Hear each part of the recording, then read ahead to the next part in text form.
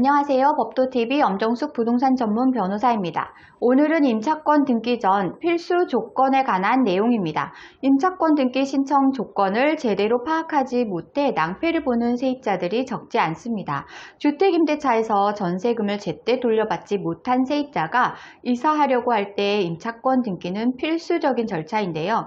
하지만 임차권 등기가 성립되는 전제 조건을 잘 숙지하지 않는다면 시간이 더 지체될 수도 있기 때문에 주의가 필요합니다. 결론부터 말씀드리면 임차권 등기 신청의 전제 조건은 계약 해지로 세입자는 반드시 집주인에게 해지 의사를 통보해야 한다는 사실을 명심해야 합니다. 임차권 등기의 기본 취지는 전세금을 돌려받지 못한 세입자가 이사부터 하려고 할 때 문제의 주택에서 전입신고가 빠지더라도 대항력과 우선 변제권을 유지시키는 제도라는 점입니다.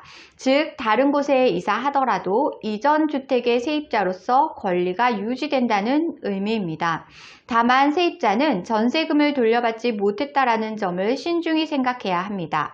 집주인이 세입자에게 전세금을 돌려줘야 하는 의무는 계약이 종료됐을 때 성립됩니다. 문제는 계약 종료가 계약 기간이 끝났다고 해서 자동으로 성립되는 건 아니라는 점입니다. 계약 관계에서 당사자 간의 의사 전달은 법률상 효력이 생기는 강력한 요소가 됩니다.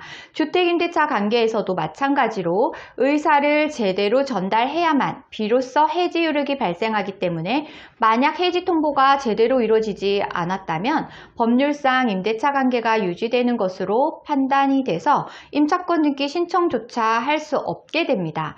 따라서 계약 해지 통보를 통해서 법률상 계약이 해지됐음을 증명하고 그런데도 집주인이 전세금을 돌려주지 않았다면 임차권 등기를 한 후에 이사를 해야 세입자로서 권리를 유지시킬 수 있습니다.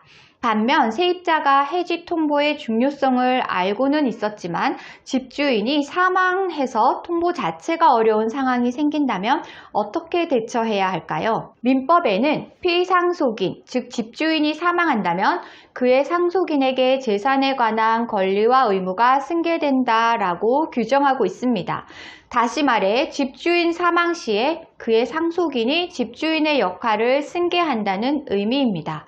따라서 세입자는 사망한 집주인의 상속인을 상대로 해지 통보를 한 후 임차권 등기를 신청하면 됩니다. 다만 승계 과정이 순탄치만은 않을 때가 생길 수가 있는데요.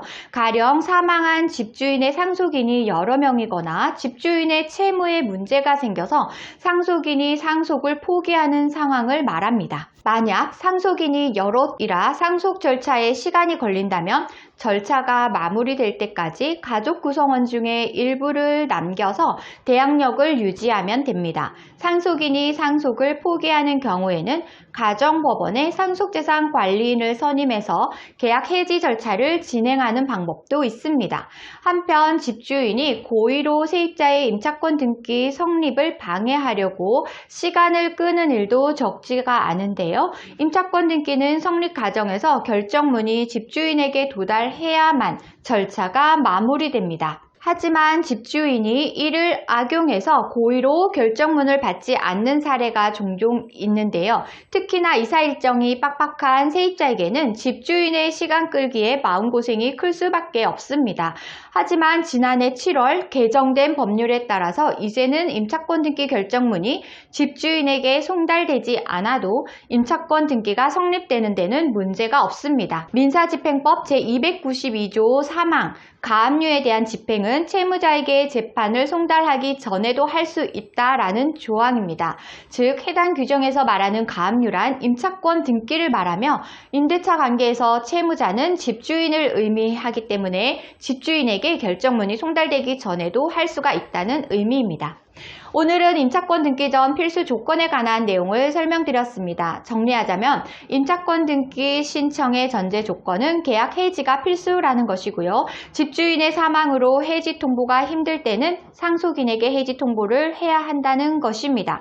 지난해 7월 개정된 법률로 집주인이 결정문을 안 받아도 성립이 가능하게 되었습니다. 오늘 주제와 관련된 문의사항이나 전월세 보증금 관련 문의사항이 있으신 분들은 홈페이지에 문의 문의사항을 남겨주시면 이메일로 답변 드리고 있는데요. 홈페이지는 네이버에서 법도 전세금 반환 소송센터를 검색하시면 쉽게 찾으실 수 있습니다. 홈페이지에 접속하시면 상단 중앙에 전세금 반환 상담 메뉴가 보이실 텐데요. 체크된 부분은 명확하게 정보를 입력해 주시고 본문에 궁금한 내용을 입력해 주시면 이메일 또는 유선 전화로 답변 드리겠습니다.